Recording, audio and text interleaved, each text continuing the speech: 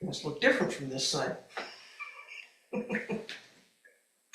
Well, this is a very important day for me.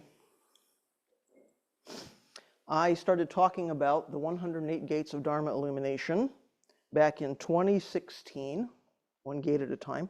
So today, after 8 years, trumpet flare, we're at gate 108. So you might think we'd be done with this text, right? We're at 108 of 108 gates of dharma illumination. But you'd be wrong, because actually in this 108 gates there's 109. So my talk on September 29th, a couple of weeks from now, will end the month and we'll end the text. Right. So gate 108. The wisdom that leads us from one state to another state is a gate of dharma illumination. For with it, having water sprinkled on the head, we accomplish total wisdom. So ever since gate 106, we've been talking about this assurance, this prediction in our tradition that we will all become Buddhas, that we will all be Buddhas. So even Mara, even Devadatta, we've seen stories about this. Even these folks that occupy sort of a negative space in our tradition, somehow they also received a prediction. They're all going to be Buddhas. So gates 108 and 109 are continuations of that, and they are two parts of the same story. So today's gate and the last gate are sort of two halves of the same story. So our discussion today sets us up for the final one in a couple of weeks. So again, the wisdom that leads us from one state to another state is a gate of dharma illumination, for with it, having water sprinkled on the head, we accomplish total wisdom. So the question I think we're being asked to investigate here is, how do we become Buddha's children? How do we become Buddha's successors? And the corollaries, I think, are, what is initiation? What is graduation? Where does our practice begin? Where does our practice end? In other words, when we get started, what does that mean? And is there an endpoint? And what does that mean? So our everyday thinking would assume that the first day we get on the cushion, the first day we come to the Dharma Center, the first day we sort of encounter practice, we enter into something, right? We start practicing something. We're beginners. We kind of spend the rest of our lives learning about practice, learning about the Dharma, learning about Buddhism. What did Buddha teach? We make some progress towards something. Maybe we think we get better at doing Zen, which is another conversation, right? At some point then, we become a Buddha, probably when we're taking our last breath, because it's going to take at least this lifetime. And Toda-san tells us, life after life, actually. We won't finish this in our lifetime. So this is the wisdom that leads us from one state to another state, right? We have some impression that we start somewhere as beginners. We learn some things, we do some things, we have some experiences, we get better at this thing, progress through states of bodhisattvahood, and somehow become a Buddha, maybe the day we die, maybe the day after we die. So in the early Indian tradition, there are 10 bodhisattva stages. So these are things that you achieve after you arouse bodhicitta, you aspire to practice, right? You make vows to practice, or to practice in a certain way. You do various practices over many, many, many, many, many lifetimes. The culmination is you achieve Buddhahood. So the Chinese developed those 10 stages into 52. So there are even more milestones. There are lots and lots of milestones along the way. So in the 10-stage system, the first stage is joy, which you achieve by awakening undefiled wisdom.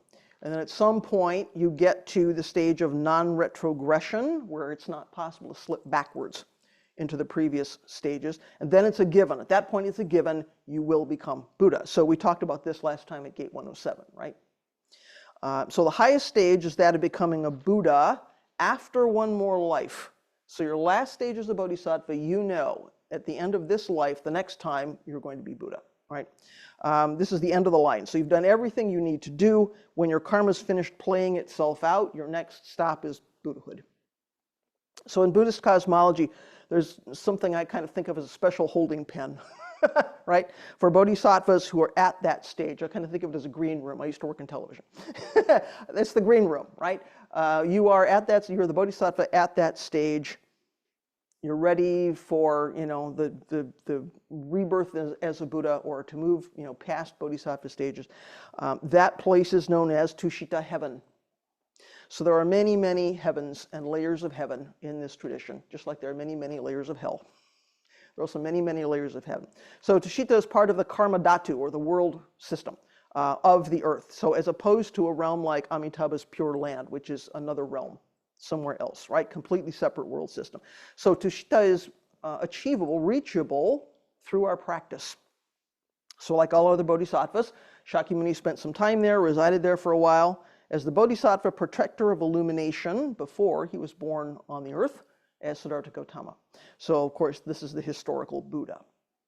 So at the moment, now we've seen, Shakyamuni has lived his life, historical Buddha has come and gone. At the moment, Maitreya is in Tushita heaven waiting to be born as the next Buddha.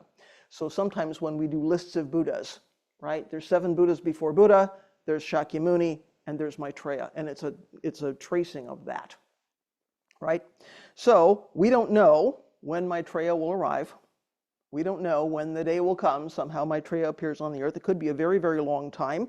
Time runs differently in Tushita. 1 day and night there is 400 years on earth, right? So time is different scale. So Tushita is where bodhisattvas are poised to become Buddhas after a long, long, long time of practice, many, many lifetimes, 500 lifetimes or something. In the beginning of that practice timeline, the aspirational figure is Samantabhadra. So Samantabhadra, great activity, right? Samantabhadra is the bodhisattva of practice, sometimes known as the protector of Dharma teachers. Right? We have a real affinity for Samantabhadra. By the end of that process, the aspirational figure is Maitreya, the future Buddha. So when we take this on, we look to Samantabhadra for some guidance, inspiration, the aspirational stuff, because Samantabhadra is all about the practice. And then at some point in this 10-stage system, we start looking to Maitreya, because Maitreya is the next one. Maitreya is about to achieve Buddhahood, and we would like to also achieve Buddhahood. So the larger Sutra of Immeasurable Life says, each of these bodhisattvas, following the virtues of the Mahasattva Samantabhadra, is endowed with the immeasurable practices and vows of the bodhisattva path and firmly dwells in all the meritorious deeds. He freely travels in all the 10 quarters and employs skillful means of emancipation. So, right, he's liberating all beings. He enters the treasury of the Dharma of the Buddhas and reaches the other shore. So, awakening. Throughout the innumerable worlds, he attains enlightenment. First dwelling in the Tushita heaven, he proclaims the true Dharma. Having left the heavenly palace, he descends into his mother's womb. So this is the part of the story that we associate with Shakyamuni, right? He's up in Tushita. He looks around for a suitably virtuous woman to serve as his mother, to become his mother. He chooses Maya and descends into her womb. So the story goes, he takes the form of a white elephant, he enters her side, right? So there's some magical sort of folklore things going on. His eventual birth then is painless for her. There's no blood, there's no suffering. He just sort of emerges, right? And from there we have Buddha's life story. So before they leave this Tushita heaven, this holding pen, this green room, all these bodhisattvas have to preach the Dharma to all the other deities and all the other beings and all the other bodhisattvas that are in this heaven realm. And guess what it is they preach? According to the Sutra of the Collected Past Deeds of the Buddha, 108 Gates of Dharma-illumination, right? So here, these are the circumstances of this text. This is how the 108 gates supposedly got to us, how they got preached, right? Somebody's up in Tushita heaven proclaiming these 108 gates, and we have this interesting circularity. So the Bodhisattva calls everyone together, sits on the lion seat, preach the Dharma, and says, my body before long will descend to the human world. I now would like to preach in their entirety the gates of Dharma illumination, known as the gates of expedient means for penetrating all dharmas and forms. I will leave them as my last instructions to you so that you will remember me. If you listen to these gates of Dharma, you will experience joy. So then there's much rejoicing, right? Everyone comes in, everyone settles down, they're going to hear some, good preaching, they're going to hear the Dharma. And he says, now, the 108 gates of Dharma illumination. When Bodhisattva Mahasattvas at the place of appointment in one life are in a Tushita palace, and they are going to descend to be conceived and born in the human world, they must inevitably proclaim and preach before the celestial multitudes these 108 gates of Dharma illumination, leaving them for the gods to memorize. After that, they descend to be reborn. Now you must, with utmost sincerity, clearly listen and clearly accept the 108 gates I now shall preach them. So now we can see why these last two gates are about reaching the final bodhisattva stage and becoming a Buddha, right? It's the occasion for proclaiming these 108 in the first place.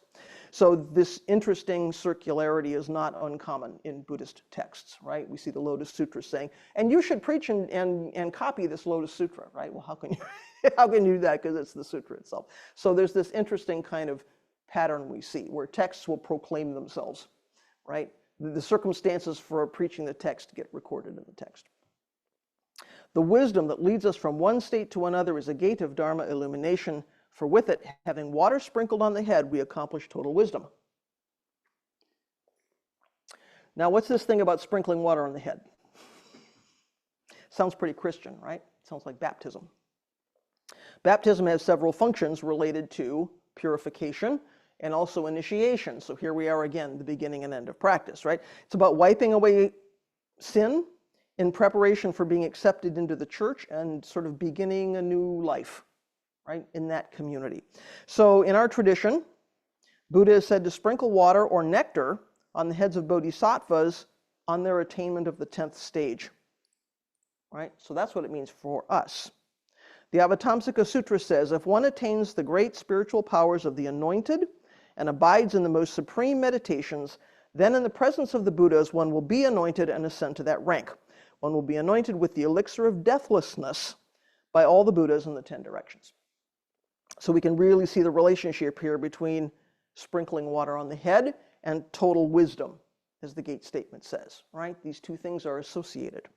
So the sutra makes many references to the Buddha anointing bodhisattvas, not only with elixir, whatever they mean by that, or nectar, but with various virtues or abilities or insights, right? So it's not just the liquid. What is he really anointing them with? My guess is in certain rituals of our tradition, we can read the water as standing in for the wisdom or the powers or something, right, that go with these elixirs. So in Japanese, this ceremonial sprinkling is kancho or kanjo. It's a term that comes from the Sanskrit, abhisheka. You can actually learn something about abhisheka. It's older than Buddhism. It's part of the Hindu tradition. It goes back before Buddha's time. So abhisheka is a religious ritual in which you pour a liquid offering over something, an image of a deity perhaps while you're chanting. That liquid might be milk, it might be honey, it might be oil, rose water, any number of things which are pleasant or valuable or some kind of offering, right? This might feel familiar to you as part of Buddha's birthday, right? When we do Buddha's birthday here in April, we have a little area set up here with a little figure of the baby Buddha, and we all come individually and pour sweet water or tea or something, right? Of course, the story of Buddha's birth says when he was born, the dragons in the heavens were showering down various things, right? So we have a nod to that. But here again, we have this physical action, this physical ritual of pouring some kind of liquid over a statue, a figure. So in Thailand, there are occasions or celebrations where people sprinkle the monks with perfumed water. In the Vajrayana tradition, there's a process for animal liberation. If you've read anything about Chinese Buddhism, you'll encounter this thing about animal liberation, which includes people chanting mantras to bless the water and then sprinkling the water over the animals before they're released to sort of release their negative karma, right? So this shows up all over our tradition. There's something about sprinkling water. So pouring on the head can be an offering. It can also be a consecration or an initiation or maybe an empowerment of some kind. These things are sort of closely related. So when a royal person was acceding to power in India, for instance, water from each of the oceans was poured on that person's head out of golden jars, they say, right? Part of that stepping up process, part of that anointing process. So within Buddhism, Kanjo is most often found in the esoteric traditions, Vajrayana traditions, Shingon, Tibetan Buddhism.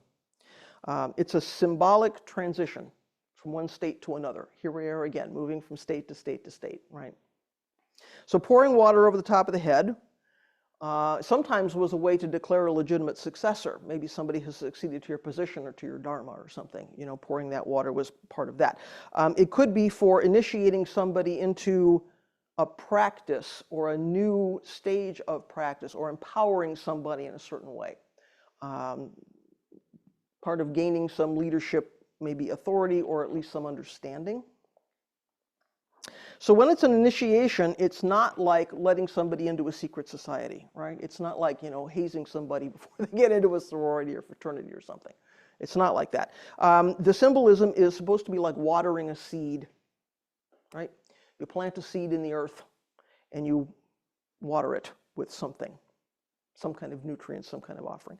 The point is to quicken somebody's process toward awakening, because if you plant that seed and ignore it, is it going to sprout? Well, maybe. Is it going to grow quickly? Probably not. So the point of this was to encourage practice development, to encourage understanding, encourage development of awakening. So in the sects that understand Buddha nature as potential for awakening, rather than awakening itself, that makes some sense. Here's some potential, here's some seed, we're going to water it with something. Cultivate it, right? Encourage it to grow. So you cultivate somebody's spiritual potential. So we have to be careful about the difference, right, between Buddha nature as potential and Buddha nature as awakening itself. Let's not be confused. So in Shingon practice, Kanjo also confirms that a student has sort of graduated to a higher level of practice. So the image is the teacher is sort of pouring wisdom down to the student, right? You've graduated, you're receiving something in that way. So this all makes sense when it's associated with this gate statement of moving along a bodhisattva path toward Buddhahood. Buddha is declaring a true successor, you might say. This is part of the world of the authentic transmission of the Dharma, which we know is a major theme for Dogen in his teaching. Authentic transmission of the Dharma. How do we authentically carry forward what Buddha taught? So is this why Dogen includes the 108 gates in his 12 fascicle version of the Shobo Genso? I don't know, maybe. Maybe he saw something here about authentic transmission. Well, that's important. People need to know about this. Plus, we just know, if you go back and look at these 108 gates, you've covered all of Buddha's teaching, right? If you look at the 108 gate essays that get posted every week on the website, and I've got them grouped into this is the 4 Brahma-viharas, and this is the 3 treasures, right? You've covered all of Buddha's teaching. So now, other than Buddha's birthday, we don't typically pour things over other things here at Sanshin. It's not something you will see here a lot. So where does this all come in for us? Why is this meaningful for us? Well, you've seen Kanjo, or Abhisheka, here. Every time you've been here for a Jukaye, or a novice ordination, people receiving precepts offer incense to the Buddha and to the preceptor, and they make their 3 bows, and the preceptor invokes the 3 treasures and a series of Buddhas and ancestors. We all chant the 10 names of Buddha, right? If it's lay precepts kaite, each receive their raksus. We do the verse of repentance 3 times, and the next thing we have to do is take refuge in the 3 treasures. So now you've done all of these things, you've received your raksu, you've repented of past evil karma. Now you're ready to receive something, right? You've done the purification. You're ready to receive the 3 treasures. You can't do that without the last final stage of purification, and one part of that is the verse of repentance, right? We acknowledge and take responsibility for our past actions, body, speech, and mind. And then there's one more thing we have to do, and as you know, one by one, those kaite come up to the preceptor and receive wisdom water on their heads. Anyone wearing a raksu has done this, or an okesa, right? So the preceptor sort of creates this wisdom water by touching it's a pine branch, to their own head into the water 3 times. So as preceptor, we're standing in for Buddha. That's why we do it over there. We do that ceremony with this person sitting there. They're taking the place of Buddha in that case. So we all sit in front of Buddha, sort of being a living embodiment of that altar. We put Buddha's wisdom into the water, and then we put that on the head of the kaite. Right? So we can see the pattern here. So in our tradition, you have to be a transmitted teacher to do that. Myogen can't do that yet. Why? Because he hasn't received fully everything he needs to receive, according to this tradition. You're passing on something that's been transmitted to you. So it's come down to you all the way from the Buddha in an unbroken line. That's why authentic transmission is important for us, right? It's come all the way down from the Buddha, and you're handing it on to a new generation of practitioners. So yes, you're getting a lineage paper and you're doing all those things, but this is a sort of a physical enactment of that. We've received something from Buddha, down to this preceptor, down to this kaite, in the form of this sprinkling water on the head. So each kaite receives 3 portions of this wisdom water on the head. When we're all done with this, then the preceptor returns that wisdom back to your own head, right? So that wisdom resides in the water long enough for you to sprinkle somebody, and then you take it back. So to me, if this is a symbolic transition from one state to another, then this water is a sort of a purification. We're receiving some wisdom. That wisdom is in itself a purification, right? When we see with the eyes of Buddha, we don't feel compelled to make mistakes, right? We don't feel compelled to take unwholesome action, break precepts, to harm beings, because we can see that it's based on delusion. So that wisdom is in itself a purification of delusion, which I think is really interesting. Next time you see Rakufusatsu and people sprinkling the water, you're going to go, oh, that means something else to me now, right? So in that moment, we're purified in a way that goes beyond good and bad, right? That wisdom is a purification that goes beyond good and bad. You don't have to be, you don't have to never have made a mistake, right? It goes beyond good and bad. Then we take the 3 refuges, then we take the 16 precepts, because now we're ready, right? Now we have space for that. At the end of that section, the preceptor says, surely you are a child of Buddha. I remember the first time I ever heard that, I thought, wow, that's quite something. You know, I'm just, at the time I was doing lay precepts, right? Just receiving my first Raksu. So wait a minute. Something just shifted here. Now I'm a child of Buddha, right? Meaning surely you're a bodhisattva who's going to attain Buddhahood. You've been sprinkled with water. Surely now you're a child of Buddha who's going to carry on Buddha's work. So the Bonmo-kyo says, when we receive the bodhisattva precepts, we are in the same position as Buddhas. We become Buddha's children. So we can see the parallel with Buddha sprinkling water on the head of somebody, of a bodhisattva who's in that 10th stage, right? Surely you will become Buddha. It's a prediction of Buddhahood right from the beginning. So when you take lay precepts, you may not feel like an accomplished practitioner who's ready to come down from Tusha to heaven and become a Buddha on the earth. Here at Sanshin, you know, we highly suggest you practice for a year before you take lay precepts, so you really know, yes, this is the practice for me, this makes sense for me, I want to make this kind of commitment, right, to live in Buddha's way, and to do that in public. So you learn about Buddha's robe by sewing a Raksu. It takes most people several months, at least. And you attend a 5-day precepts retreat so that you can learn about what are these precept things, what is this practice going on. But in my experience, most kaite here are not particularly well versed in the Dharma, deeply experienced in practicing with Sangha, and that's not a barrier to making a commitment to practice. But you're not coming in as experts, right? Rather than being an end point, or even a midway point, I think, for most people and most people's practice, taking the precepts here seems to be a starting point. I'm going to take precepts and then develop how I'm going to practice in that way. So folks are stating their intention to develop a practice, and in that way it's an initiation in a certain kind of way. We can say, in our hearts, we've already made that commitment. We're just now making that visible. We're making that public, right? So rather than coming in as experts, it feels like we're at the beginning of something. It's an initiation, right? So rather than affirming a practice that's already sort of well-established, well-rounded with zazen work and study and ritual, it feels like we're saying, now I'm on the path. Now I'm going to do those things. Now I'm going to investigate all those Dharma gates, right? So what a paradox, right? You're just getting started, and Buddha's putting water on your head like a 10th stage bodhisattva and predicting your Buddhahood. Like, wow, what just happened? You can't expect me to be a Buddha yet. I'm just a beginner. So how can this be?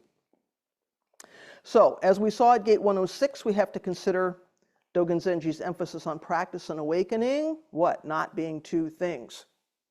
There's no linear movement there, right? As soon as we sit down in Zazen, Buddha's there. The first day you come in and you do a getting started session with Hoshin or somebody here, and you sit Zazen for the first time, Buddha's there. There's no escape. So it's, you know, not next to us, it's not floating around us, it's right here in this body and mind. As soon as we get on the cushion, take the posture, right? keep the eyes open, breathe through the nose, open the hand of thought, there's Buddha. So someone does even a minute of Zazen and maybe thinks they didn't do it very well. Guess what? Buddha's there. So the prediction of Buddhahood gets completely fulfilled every time we sit down. So do we really need a ritual to make us Buddha's children? So Buddha's children generally means all practitioners, all the people who believe in the teachings, all the people who do the practice. We can all say, they are Buddha's children. Sometimes it applies to all living beings. We'll see all living beings considered to be Buddha's children because all beings are Buddha nature, and all of them are part of the network of dependent origination. So how can you be outside of that, right? How can you not be Buddha's child? Because you can't be outside of the Buddha way. So in the third chapter of the Lotus Sutra, Shakyamuni says, this threefold world is all my domain, and the living beings in it are all my children. Now this place is beset by many pains and trials. I am the only person who can rescue and protect others. So Buddha's extending an invitation, right? If you want to study the Dharma, if you want to practice, it's right here waiting for you. There's no barrier. Nobody's left out. Nobody's excluded. It's up to you whether or not you accept that invitation. Here's Buddha going, come on in. It's up to you whether you go, okay, or not. All right, so this is the approach we take here at Sanshin, which we nickname non-reliance. So no one's forcing you to practice.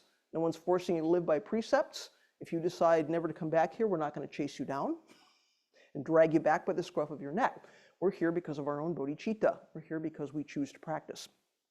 So we have to take it up and commit to it on our own, based on our own aspiration.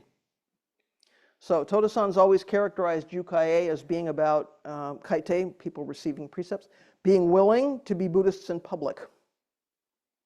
And that might be an interesting shift for some of us. Yeah, we do this thing kind of, we sneak into the Zendo. Maybe we sit at home in our bedroom with the door shut. Suddenly, wait a minute, we're making a commitment to be public Buddhists in a country which is not mainstream Buddhist. What does that mean? So, you're no longer a nightstand Buddhist at that point. Everyone know what I mean by a nightstand Buddhist? People who have lots of Buddhist books on the nightstand. They read them before going to bed. This is not my term. They read them before going to bed, but you might never know, right? Now, you're no longer that nightstand Buddhist. You've stood up in front of a group of people. You've accepted Buddha's invitation. You've made that commitment. And in response, Buddha sprinkled water on your head and said, aha, you finally recognized you've been a bodhisattva all along. Right? I had you all along. Welcome to the group. And by the way, there's no way out because there's nothing outside of Buddha's way. So you are here. You've always been here. You've never been outside of it. Thank you for waking up and figuring that out and being willing to declare that in public. Interesting, right?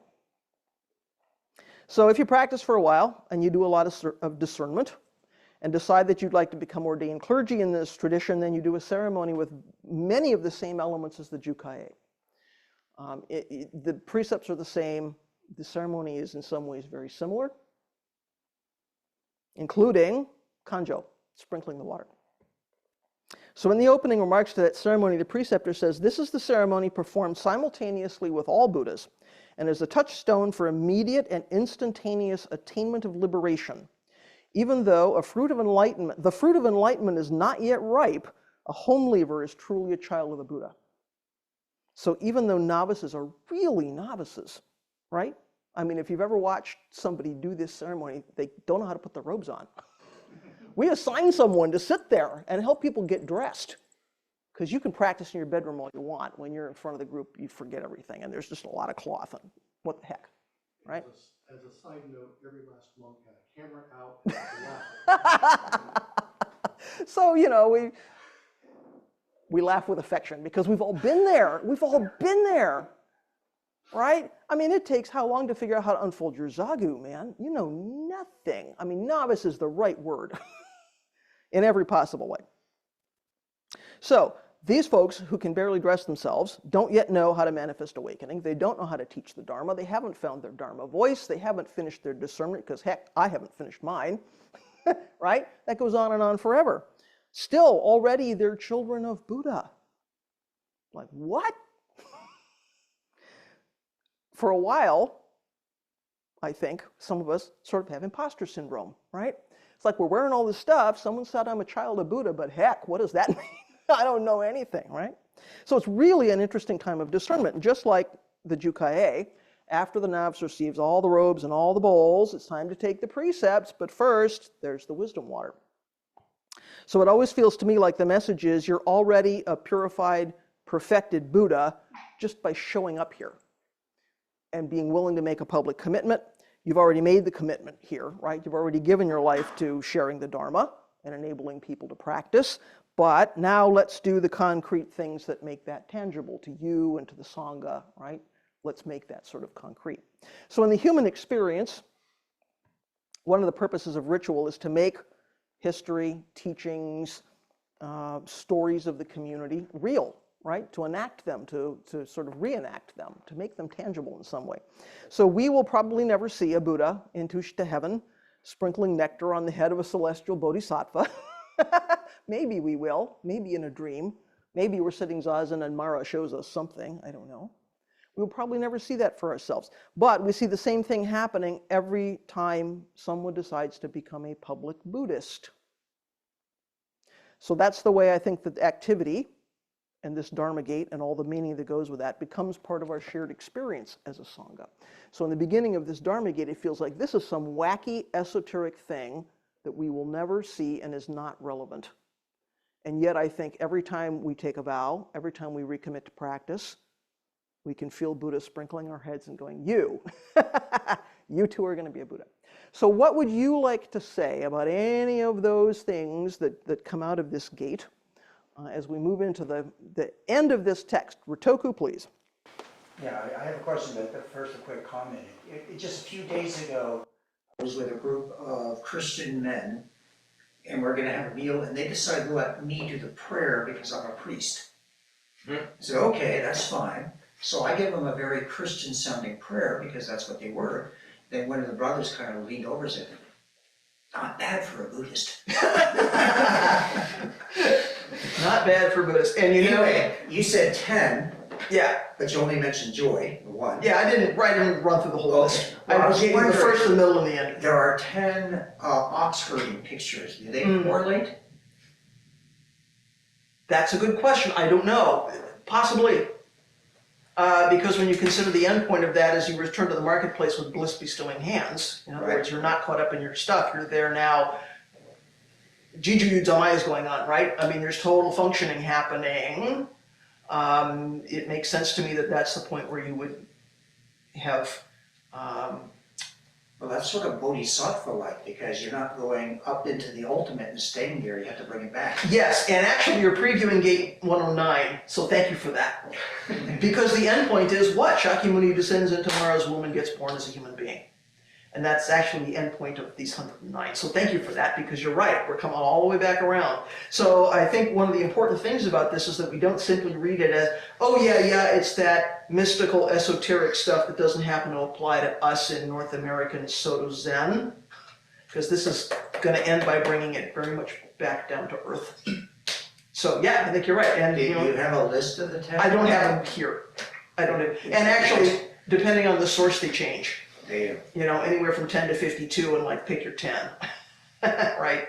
So I can't reel it off for you, but there, you can find them. Other things folks would like to say, either following up on Rotoku or other things that I've said. Let's start in the room, and then somebody can tell me about people at home. Owen. Well, I think you said zazen, work, study, and ritual. Ritual. Which is a different thing than we usually hear, so I wonder Yes. what you're thinking. Okay, well, so now I get to preview for you the practice vision diagram that I've been working on for how long have I been working on this thing? Several months. Because I decided I needed to map out the relationship between the elements of our practice, because I don't understand it, I can't explain it to people, and I can't make it concrete. So I started out with zazen, work, and study, and the things that go around that. And of course, I don't want to do this in isolation because my job is to realize as in make real Todo-san's vision. So I took it to Todo-san and I said, what do you think about this? Have I got it? And he said, this is fine, but you left out ceremony. And I went, well, that's interesting. So I added, because we always hear zazen work and study, right? So my impression up to that point was, well, zazen work and study is sort of the general blueprint for Soto Zen as a whole, as a tradition, right? So I went online and just said, who else is talking about zazen work and study? And I only find 2 places. One is San Francisco and the other is Taigen Leighton in Chicago. And I expected to see it everywhere and I didn't. And I thought, okay, that's really interesting. Anyway, Practice Vision now includes a box for ritual. I don't fully understand yet what that means, which is why this chart is, poor Sawyer, he's seen more versions of this chart because he has to implement it with me, right, as the operations manager. So I keep working on this thing and it's growing like topsy, but I've moved from Zazen Work and Study to Zazen Work Study Ritual. And I'll just say, you're going to hear a lot more about this between now and the end of the year. Probably every Dharma talk I do, starting with October, is going to talk about this because we need to understand it and talk about it and all kind of chew on it. But the one thing that I'm really becoming aware of is that this entire practice vision, with all of its arms and legs and pieces, is very deeply integrated. I can't talk about this without also talking about that. This is so connected to, right, so ritual, although it seems like it's hanging out here, it's deeply integrated with everything else. You know, it's an activity of the body along with work, along with, you know, we have to have zazen mind when we go into it. So there's the zazen, I mean, it's, yeah. So it was way more complicated than I expected, but that's why you're hearing zazen work study ritual. There's now a fourth. Is it ritual kind of work? Well, I wrestled with that. Doesn't ritual fall under work because it's sort of an activity of the body? And I realized, no, it's a separate thing. It's deeply integrated, and we'll have plenty of opportunity, and I hope we do, to really chew on this stuff. So in a way, the way I'm dividing this up is sort of arbitrary, because it's not really ever divided. Zazen work and study aren't really divided either. So in a way, I'm sort of drawing some boundaries, and we'll have to see. They may all change. But it's been a really interesting piece of discernment for me. Like, you know, what was Toto-san trying to do here? And then how do I pick that up with my karmic circumstances, you know, and carry that across to the other side? Anyway, we'll have lots of, I hope we do, we have lots of discussion about this. I want to actually create opportunities for discussion. So, yeah, that's the tip of the iceberg, man. But you were sharp to have caught it. Well, I'm curious then about like the direction of causality and like how you did this talk, right? It's like about rituals, how you did this talk. So I'm wondering if your discernment comes out of what you see in the gate, or to kind of put it into the, you see what I mean? Yeah.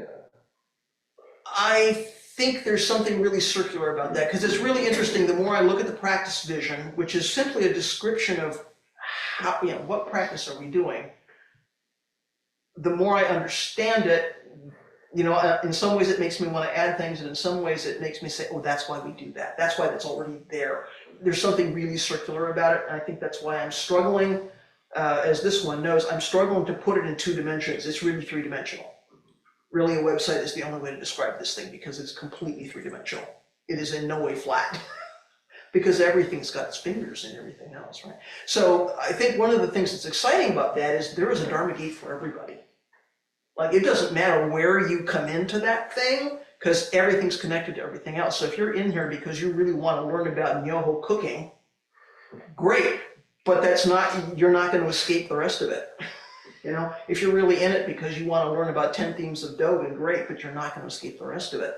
So it really feels like the practice vision makes those things really concrete. It's like they could live up here forever, and we would miss something. This is really about, like, what does that mean in the world and in the temple, and just, you know, moment by moment. So I could go on for another 2 hours, and you don't want that. Let me just say, you're previewing something, it's super exciting, and I really want to have a conversation about it. So, yeah. Well, maybe one more question then. So everything's all, you know, fingers and everything else, yeah. And I think that you commented this, that like when we hear about the kind of more folklorish, kind of mystical elements, like I think that maybe at most we're like, oh, that's interesting context, or like, ah, interesting way to describe what, you know, like at most, right? But I think that what you're saying would insinuate we should maybe see it a little bit differently, so. I think we have opportunities to see those things on multiple levels, but it's the same mind we would bring to studying folklore or music, or, right? I mean, there's anytime we're dealing with something cultural, it's easy for us to just dismiss that and go, well, that's not relevant to me. Well, there's truth under there. There's something in the human experience that made that thing arise in that culture. So maybe we're not doing that exact thing because we have a different culture here, but what's the truth under it? What's the meaning under it, right? Something came out of the human experience. It looks like that in one place. What does that look like for us? Because I don't want to just throw this thing out and then we've lost a big chunk of meaning, right? So it's something, that is an ongoing open question in North American Soto Zen. How Japanese do we want to be, right? And you see various interpretations of that, which is okay. Other things in the room before we move online, please, Myogen. So in describing the gate, or the 108th gate, you described a procession of attaining Buddhahood. Mm-hmm. You know, part of which is dying and going to, I can't pronounce the name of heaven. Tushita heaven? Yep, Tushita, okay, yeah. One of the many different types. Yes. And then you brought in Dogen and practice and realization are the same. Mm-hmm. But then you kind of glossed over that. Well, I could have spent another hour on that. And continued with the step progression. I have to because of the gate. Yes. Yes. So, I mean, I'm kind of wrestling with this right now. Mm-hmm. What, for example, would be could you think of a good example of like, okay, within Dogen, practice and realization are the same. Mm-hmm. You already are a Buddha. Mm-hmm. So what would then be the spreading the Dharma water Mm-hmm. within that context? What would that mean? Mm-hmm. So, we are already Buddha, we already are awakening, and yet Dogen had this question, right? If we already are these things, why do we have to practice? And I think it comes back to that very first question, right? We are Buddha, we have, awakening is already here, and yet, we have delusion, we make mistakes, we have to do vow and repentance, right? There's something that we have to do to effectively manifest that Buddha nature. So that's why I said in here, when we get to that point in the ceremony, the feeling is you're a Buddha because you've showed up here and you've made the commitment. Now let's do the things that make that real and tangible to you and to the Sangha. Yeah? So there's something carrying us across a threshold in a certain kind of way in the human experience. So ultimately, just like, when you come to take lay precepts, it doesn't mean anything, really, because you've already made that commitment, or you wouldn't be in front of me receiving a Raksu and taking precepts, right? If you hadn't already made that commitment, you wouldn't be there. That's not going to change you in that way. Buddha's already there, commitment's already there. But let's do the things that make that tangible to you and to the Sangha, because that is a support for practice. So if I'm bestowing something on you, I've handed you an okissa, and here you are, and I'm going, here's the wisdom water. It's like symbolically I'm saying, you have Buddha's wisdom. Buddha's here. Now, you're a novice, you know nothing. Now let's train you so you don't make mistakes, right? So there's just something, I think there's an interesting interaction between, yes, Buddha's here, and yet we're carrying out Buddha's way and Buddha's practice in these karmic circumstances with this karmic human form where we know we're going to make mistakes. And so we have vow and repentance, right? So, we do these things symbolically, and in a way they're important for us because they can shift our understanding, shift our thinking, put us in a particular kind of mental space. This is what ritual is, right? One of the things we get to investigate. And at the same time, it's not changing anything, really, in the biggest possible sense, right? Does that make sense? Yeah. So because we get to carry both of these things. So on the one hand, when we come into the Zendo for the first day, we don't know the forms, we don't know how to get on a cushion, we don't know how to bow, right? And yet Buddha's already there. So we're in that space that says awakening is already here, and yet I don't yet fully know how to behave like a Buddha. So I think that's one of the reasons deportment is also important to Dogen and in his practice. Is like when we learn to act like Buddha, when we learn to manifest Buddha, Buddha's here. We're not gaining anything, but we may become more intimate with that. Yeah? Other things about that or anything else in the room? I'm thinking of a quote by Suzuki Roshi, there's no such thing as an enlightened person, just enlightened action. Sure. Folks at home, and I can't see you well, so Sawyer, you're gonna have to facilitate for me. Anything else folks would like to say today? I kind of wondered if anyone would have anything to say because the sprinkling water thing is pretty weird. Folks are gonna go, that's not about me. All right? Quiet. Okay.